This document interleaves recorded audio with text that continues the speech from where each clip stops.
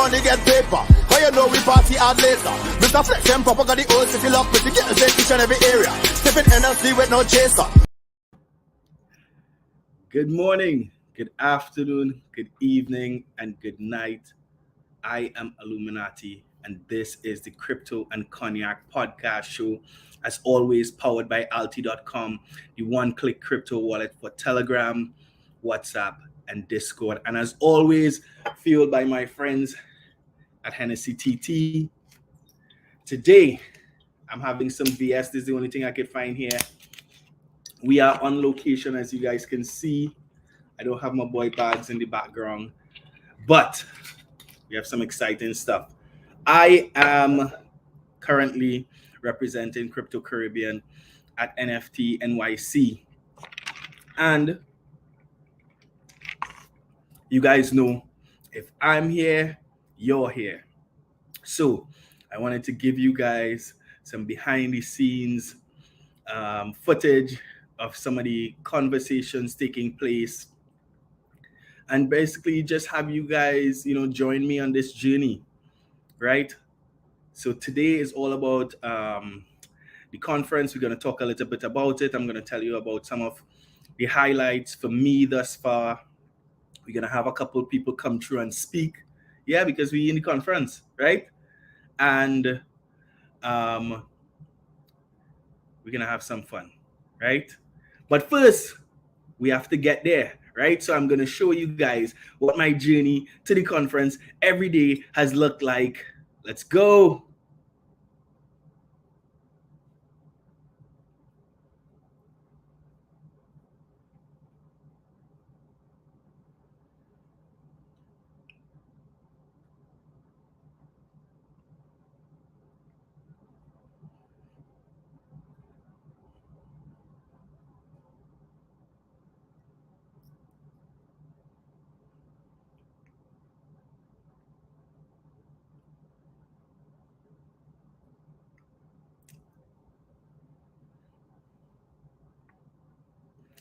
And we're inside. Guys, not until I watched this time lapse did I realize how much walking I actually did, or I have been doing. Excuse me. I thought my hotel was close. In my mind, 42nd is only 3 blocks away from 45th. But then when you have to cross over the avenues, is then you realize I may have made a mistake. But, we have our Henny Reid. So, the first thing I want to talk about in terms of this conference is just the sheer size of it. 15,000 registered participants. Then we have exhibitors, we have speakers, we have sponsors, we have employees of the hotel, the Marriott Marquis. It is a tremendous undertaking. So I want to just shout out and congratulate the guys at NFT NYC for putting on an amazing event the last 3 days. It's been overwhelming at times, but it has truly been amazing, especially in this down market, to see how excited people are about what is to come in this crypto space, what to expect. Sit down and hear some of the bigger names in the space talk about some of the new cutting edge ways in which this technology is being used and will be used. And it's been overall an amazing week. Not to mention all the satellite events, not to mention all the after events, after parties.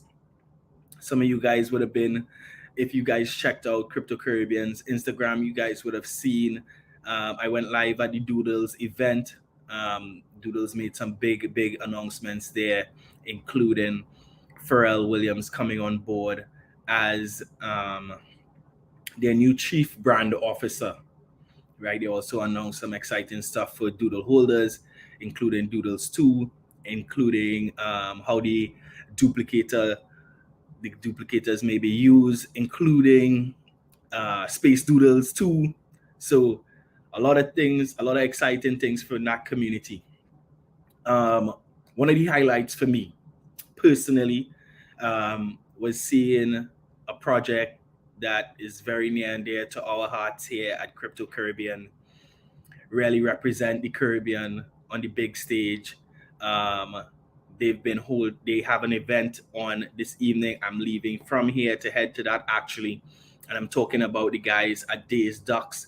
We're talking about Guava, we're talking about Zach, we're talking about Sean, we're talking about Sash, and all the rest of the guys on the team who've been doing an amazing job really pushing what we've grown to expect in terms of projects out to the Caribbean. They've really set the bar tremendously high. So I really wanted to share with you guys a conversation by a presentation actually. Here's some more energy. Quack, quack, everybody, let me hear it. Quack, quack. Zach Hadid, and he's going to be talking about building global brands through NFTs with their own NFT collection, which is the Days Ducks. So Zach, come on up.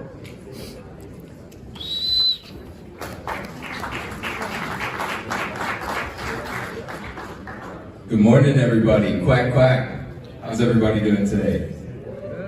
That's it? Come on, let me hear some more energy. Quack, quack. Everybody, let me hear it. Quack, quack. We're from Antigua. My name is Zach Hadid, and I'm representing the Days Ducks. Our originator team actually is all from the Caribbean in Antigua, and that's kind of why I wanted to talk to you guys today about building global brands through NFTs. Being an entrepreneur myself, our artists working for probably the last 20 years as full-time artists, and our other two founders being tech entrepreneurs themselves, we've run into a lot of struggles over the last 5-10 years in our careers, being located in Antigua, in the Caribbean, trying to reach the global markets, the global audiences. Everything that we've done, e-commerce wise, whether that was physical products, physical branding, it often ended up coming to a point where we kind of hit our market cap and that was it. Very limiting, not getting the respect that we deserved. So what we decided to do with the potential that we were seeing in the NFT space and the opportunity for our artists was come up with the collection, the Days Ducks. The Days Ducks is a 10,000 PFP collection that our artist drew himself, generative art. And when we minted out back in January, we started originally marketing locally and regionally with the idea that we were going to showcase what the Caribbean vibes were in the NFT space and how we could bring the masses into recognizing that. To date, we've got about 3,600 holders. We've done over 100,000 Solana traded on Magic Eden and the different secondary markets, and have been able to do things that we've never thought before. We're working with vendors and have consumers all across the globe. And we're now realizing that we have the potential to turn the Days Ducks into a global brand. That's why we're here at NFT NYC. We wanted to showcase who we were, what we believed in, and what those core values were. Those core values really were hinging on what we see in the Caribbean communities, and now showcasing that to you guys across the rest of the globe. Some things there are being very transparent, building organic relationships, being very trustworthy, and really putting your reputation and neck on the line with everything you do and making sure you do it to your best ability. Our artist, he set that pace. I don't have our art up here right now, but if you see some of my PFPs and some of our art on Twitter, you'll often see that what he's done is very unique, very authentic, and very reflective of who he is as a brand himself. Now we've been able to gain him that recognition, and we, as the other co-founders in the team, myself in charge of marketing and branding, our tech officer, our CFO, we're trying to keep up with that pace that he has set. We're here 6 months after mint. We've worked on building out quite a few different ventures in our roadmap that we believe also reflect who we are, but can add value to the Days Ducks brand in a sense that it doesn't limit you to having to interact with just our NFT collection. So after mint, as I said, we raised quite a bit of funding that we wanted to build out these Web3 ventures with. And we've actually created sub-brands now that we believe have a global appeal for all of the audiences in different niche markets in the space to interact with. Some of those include your traditional apparel and merchandise, but also a twist on a gameplay. It's not our own individual game, but maybe those games that you're familiar with from the Web 2 space, now with that Web 3 layer. And finally, an ad exchange on-chain. With these three ventures, we believe that not only do you now have the Days Ducks brand as just an NFT PFP collection, but also what we've kind of framed as a hodl to earn DAO, kind of like a digital VC in a sense. Raising these funds, building out these Web3 brands that have value, that are engaging enough to keep the customers there, and not just have everything being a case where people are extracting value from the space. We're builders, we're innovators, we're a bit of a Solana maxi, and we believe that, that it really is what you have to do in order to add value to this space and add value to our brand. So we constantly are looking for ways to be innovative, but also blend that Web 2 with Web 3 so that it's familiar for the masses. I think a lot of us get so caught up in the space talking about what's next in Web 3 and driving all our audience into interacting with our Discords or having to be grinding on Twitter to just be engaged with us. And we're trying to change that, break it all away. Our tech officer will say, good tech is tech that you don't see, and we strongly believe in that too. We want to make this a seamless transition. We're also familiar with these Web 2 brands. Why not make it easy to be familiar with Web 3? Thank you guys. Quack, quack. I love that. The best tech is the tech you don't see. So guys, that was Zach. Zach is the Chief Marketing Officer for Days Ducks. Like I said, we've been fortunate enough to be part of the Days Ducks journey from very, very early on, almost the beginning. And what I would say is that what these guys had that really should be a template for how projects build is that conviction around the fact that they were bringing something of value, not just to the Caribbean market, but to the international crypto and NFT space as a whole. They believe that Guava's art deserved a tremendous platform so that more and more people in the world could have access to his amazing art. And in addition to that, they saw how they could build in real life businesses around this amazing intellectual property that is the Days Ducks community. They also started very, very organically building a tremendous community, and it really was inspiring. It was really inspiring to work with these guys, and I think that's why even since then, what we've developed with them is way more than a professional relationship. These guys have really been a tremendous inspiration. And moving straight along, as we talk about IP, as we talk about intellectual property and how Days Ducks has been using that in the space and building out in real life parallel businesses as a result of that, I want to jump right in. Who happened to be here. I'm sure everyone came to see this particular thing, but I would actually, hopefully this will be useful for you. So today we're going to talk about copyright and intellectual property, and I've sort of put together what I call a thesis for how to think about, to understand copyright and how it plays into NFTs, okay?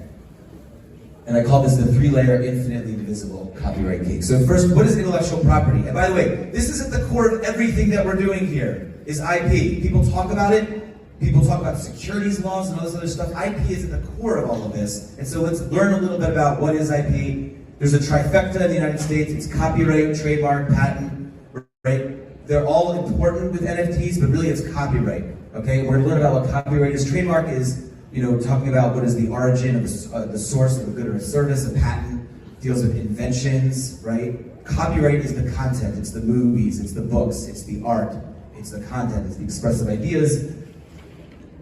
And in the Copyright Act, it says it's original works of authorship fixed in any tangible medium of expression. We're going to talk about tangible when we're talking about digital objects, but we'll get to that. A copyright is a set of exclusive rights, often described as a bundle of sticks. And the bundle of sticks that you get when you own a copyright is the exclusive right, meaning no one else can do any of these things.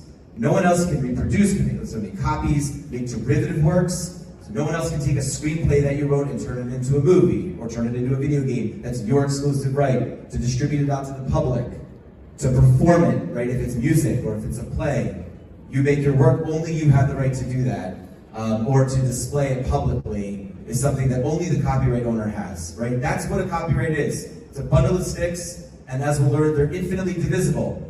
You can own the copyright and then you can give out these sticks to different people on an exclusive or non-exclusive basis. But I want everyone to keep this in mind. What are those 6 rights that come with copyright? Really important concept to understand is that copyright law distinguishes between the material object and the intellectual property in the material object. So on the left side, you have a collector that bought a painting. The collector owns the physical object of the painting, but the artist that made the artwork retains all of the intellectual property rights. All of those rights that we just looked at, those bundle of sticks, stay with the author. They stay with the artist unless they grant that out. And so there's a distinction between the physical object and the rights in the physical object, and I call that the old 2-layer copyright cake. Right? We have the material object and the copyright of the material object, 2 different value propositions, right? So that when you make Lord of the Rings, the studio still owns all of the rights in Lord of the Rings, but they can sell DVDs and they can sell merchandise, they can sell physical objects and even streaming rights, which are sort of like the material object, but the studio retains all of the intellectual property rights in it. Those are the 2 sort of levers you have as a creator in order to exploit your rights in the old world. Well, let's introduce NFTs. Where do they fit into this mix? What do you get when you buy an NFT? It's a really metaphysical discussion that I haven't heard people talk about a whole lot. What is it that you get when you get an NFT? It's a favorite topic amongst lawyers and intellectual property lawyers. From that 2-layer cake, what do you get? Do you get a material object when you buy a non-fungible token? Definitely not. On the left side, I have MFR. MFR does stand for what you think it stands for. 1006, this was airdropped to me. And MFR is, I don't get a material object. The JPEG or the SVG, the image file, is hosted on IPFS. No one sent me a physical thing. No one sent me a digital thing. So I definitely did not get any material object. Did I get any copyright interest? Did I get a license? Did I get anything like that? No. I didn't get anything with my MFR. In fact, the artist that made the MFR project, Satoshi, who is maybe here, no one knows who Satoshi is. So Satoshi has left the internet apparently.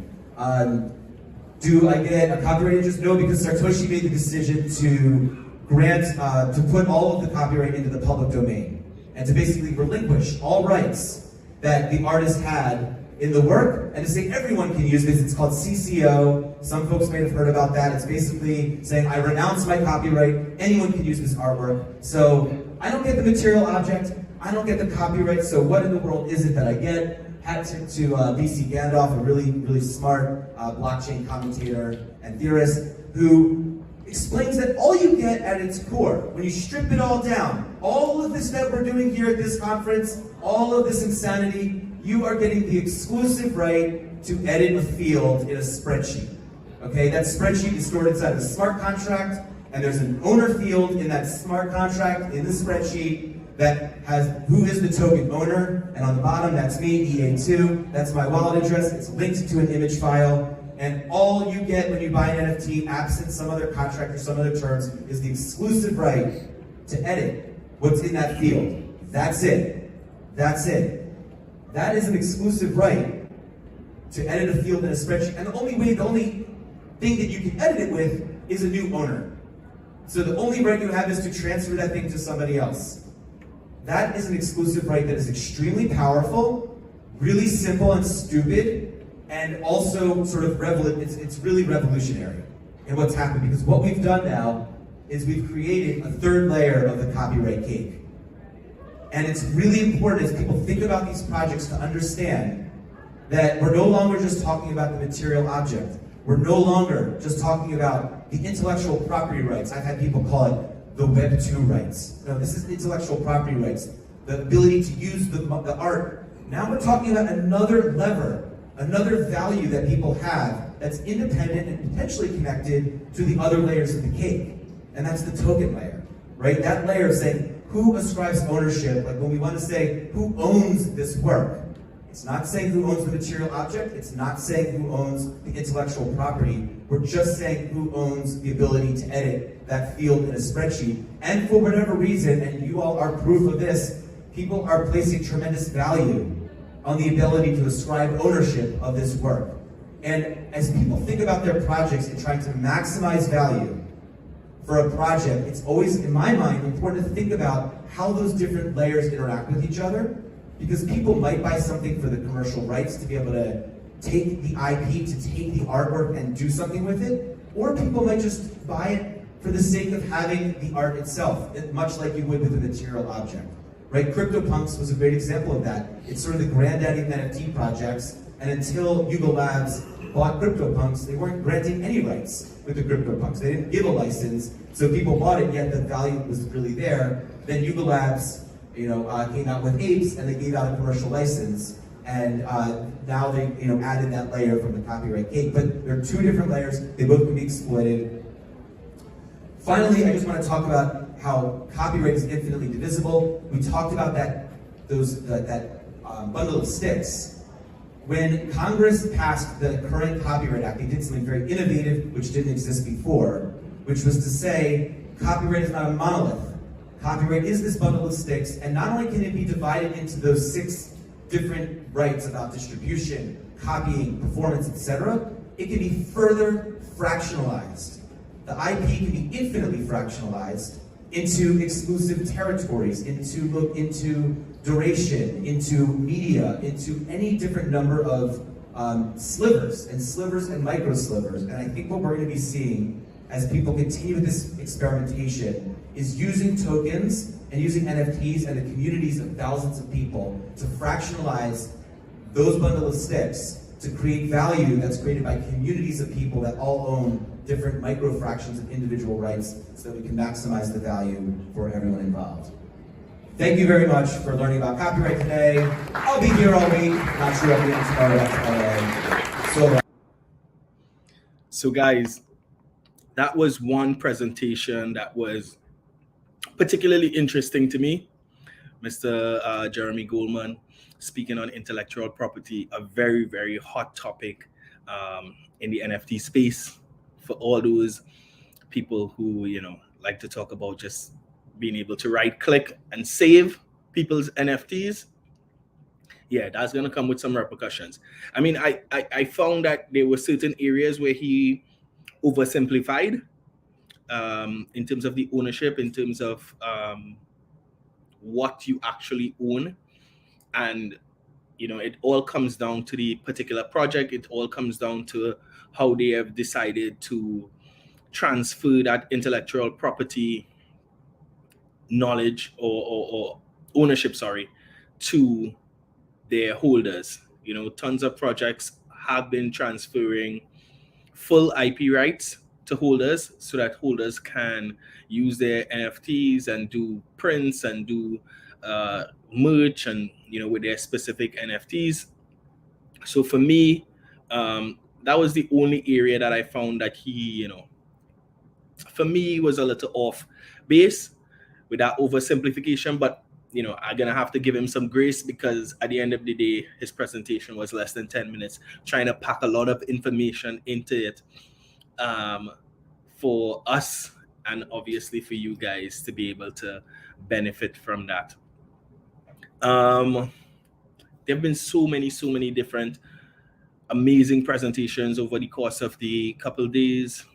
We're definitely going to be sharing a lot more content around that with you guys on our social media platforms, whether it be on Crypto Caribbean TV, on YouTube, where we are right now, whether it's on Instagram, whether it's on our Twitter. It's very, very hard to really pack all the activities of this week into, a 1 hour show or even less than that. A couple projects that really caught my eye at the conference.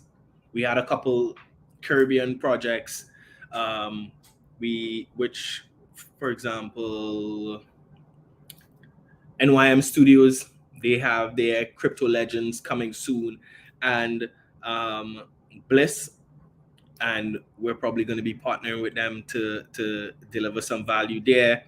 We have the guys out of Antigua with the Chatterboxes. Very, very excited about that project because it has a lot of in real life components to them, similar with NYM Studios and what they're doing. I mean, for me, having NFT projects that have real world utility built in is a must. I mean, outside of that, I buy what I like, and I would say that art is an in real life utility, because as you guys could see behind me this way, art holds a particular place in everything you experience. So not knocking NFTs as just art. There's a project by the name of treetrunk.io who are building out. They're actually creating a new NFT standard, which is very, very, very interesting. That kind of is gonna really improve on the idea of royalty payments and that diluted IP, and how it all funnels back up to the main artist, the main creative at the end of the day. So I'm very excited about that particular project. Who else? There were a couple other projects that were very, very notable. I mean, I'm gonna probably do some Instagram reels, or maybe we're gonna start doing some TikTok. Maybe we see Crypto Caribbean on TikTok, just to maybe cover some of those. But one very, very special conversation that I just wanted to share a little bit of with you guys, and I thought I would use it this week to give you guys some Crypto Caribbean TV tips, and that is by none other than the film legend himself, Mr. Spike Lee.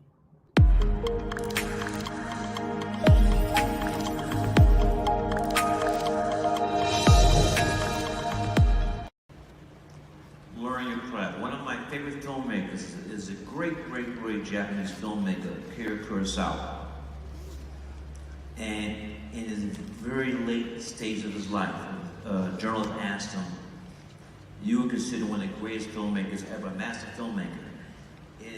Have you learned everything you know about cinema?" And Kurosawa said, "Even at my age, there's still a universe of cinema I've yet to learn."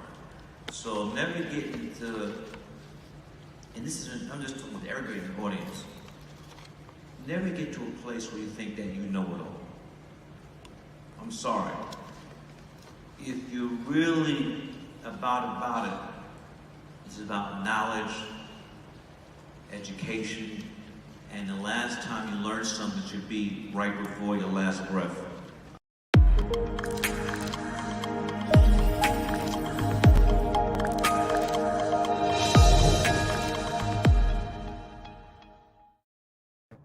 Guys, I didn't say it, but I will say it again.